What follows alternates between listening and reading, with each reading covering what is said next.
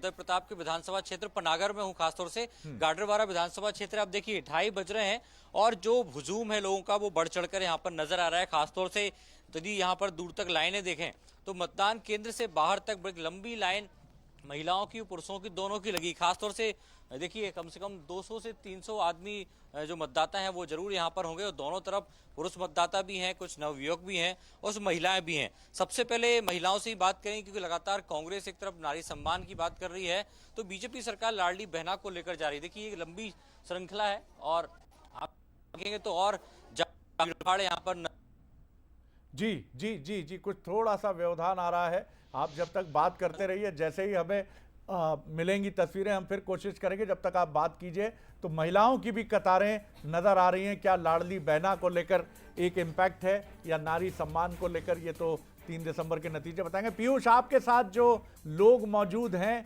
कौन से मतदान केंद्र में हैं आप इंदौर के? 1 2 3 4 कहां पर खड़े हैं और क्या सूरत हाल है मतदान को लेकर? क्या कहना, महिलाओं की लाइन अगर कहीं दिखे तो उनसे बात जरूर करवाइएगा हमारी। जी जी देखिए, एक तस्वीर शरद जी मैं पहले आपको दिखाता हूं, लेकिन उससे पहले ये उंगली का निशान पहले हमने भी किया है मतदान, और इसी व्यस्तताओं के बीच में हम लगातार लोगों से अपील कर रहे हैं कि घरों से निकले। सुबह के वक्त अमूमन जो हमने देखा था कि धीमा मतदान था, लेकिन अब दोपहर 12 बजे के बाद में कतार आप पीछे देखें तो जहां तक नजरें जाएंगी आपको वोटर्स की संख्या लंबी नजर आएगी। ना सिर्फ महिलाएं हैं बल्कि पुरुष भी हैं, नव मतदाता भी है, नए वोटर्स भी हैं। तो ये कहा जा सकता है कि उत्साह है, और जैसा इंदौर में कहा जा रहा था कि ये लोकतंत्र का त्योहार मनाया जाएगा। और आपने महिलाओं की बात की तो ये देखिए कतारें किस तरीके से खिलखिलाते हुए चेहरे हैं, बड़ा कॉन्फिडेंस है। किस तरीके से मैडम आप देख रही हैं, आज वोट डालने आई हैं, कितनी तैयारी, कितना एक्साइटमेंट, कितना उत्साह है? हाँ बहुत है, और क्या, अच्छा लग रहा है। आप लोग भी पहुंचे, कब से कतार में लगे? लाइन तो लंबी है लेकिन मतदान को लेकर आधा घंटा तो हो ही गया। किस तरीके से देख रही हैं आज? एक्साइटमेंट है वोटिंग? इनसे ये भी पूछिएगा क्या मुद्दे चुनाव के होने चाहिए, और महिलाएं क्या इनको केंद्र में आती हुई दिख रही हैं? अब चुनाव का मुद्दा बन रही हैं महिलाएं, उनके हित से जुड़ी योजनाएं, उनके हित से जुड़ी पहल। जी पीयूष, दोनों ही पार्टियां कहती है कि हम महिलाओं को मुद्दों को लेकर योजनाएं बनाते हैं, तो क्या इस बार महिलाओं को केंद्र में रखकर ही दोनों पार्टियां चुनाव लड़ रही है, और महिलाएं ही इस बार का चुनाव जो है वो डिपेंड होगा उनके ऊपर ही? हो सकता है महिलाओं को लेकर भी हो रहा है, तो हो सकता है महिलाओं आगे आए, सब चीज़ों में बढ़ाई मिल रही है उनको, तो करे। हमारे मामा जी बहुत कुछ कर रहे हैं महिलाओं के लिए, तो हो सकता है कि आगे चल के बीजेपी आएगी।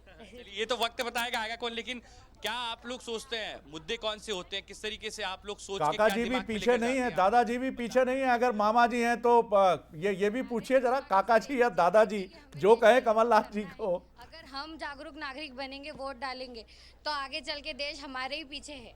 अगर हम लोग नहीं गए, नहीं वोट डालने गए, तो हम आगे देश के लिए कुछ नहीं कर रहे हैं। चलिए, ये तो बहुत महत्वपूर्ण बात कही, लेकिन दोनों ही पार्टियां कह रही है, एक तरफ कह रही है कि नारी सम्मान, एक तरफ कह रही है लाडली बहना है, तो ये कुछ फैक्टर काम बोल तो महिला के लिए रहे, नारी सम्मान, लाडली बहना या कुछ भी हो, प्यारी लाडली लक्ष्मी योजना, जो भी है सब कर तो महिलाओं के लिए ही रहे हैं, तो सारी चीजें ऑल ओवर महिलाओं के लिए ही है बस। चलिए देखिए शरद जी, ये कहा जा सकता है लोकतंत्र की खूबसूरती है, और जैसा हम कह रहे हैं कि महिलाओं को केंद्र में रखते हुए कहीं न कहीं दोनों पार्टियां चुनावी मैदान में हैं, तो वही तस्वीरें हैं। लेकिन सबसे अच्छी बात यह है कि महिलाएं घर से बाहर निकल रही है। 40% तकरीबन इंदौर में अब तक मतदान हो चुका है, जो आंकड़े बताते हैं, तो एक रिकॉर्ड इंदौर कायम करेगा, इस बात की उम्मीदें की जा रही है। लेकिन भीड़ लगातार मतदान केंद्रों की तरफ जुट रही है, और यही कहा जा रहा है कि इंदौर कहीं न कहीं एक रिकॉर्ड बनाने में भी कहीं न कहीं उसी तरह आगे बढ़ेगा। लेकिन उत्साह जबरदस्त। इस वक्त हम राऊ विधानसभा में मौजूद हैं, जो ग्रामीण और शहरी इलाकों से जो है वो मिलकर बनी हुई, लेकिन ये शहरी क्षेत्र है राऊ विधानसभा। बहुत बहुत शुक्रिया पीयूष, बहुत शुक्रिया। और सीखो भोपाल, सीखो,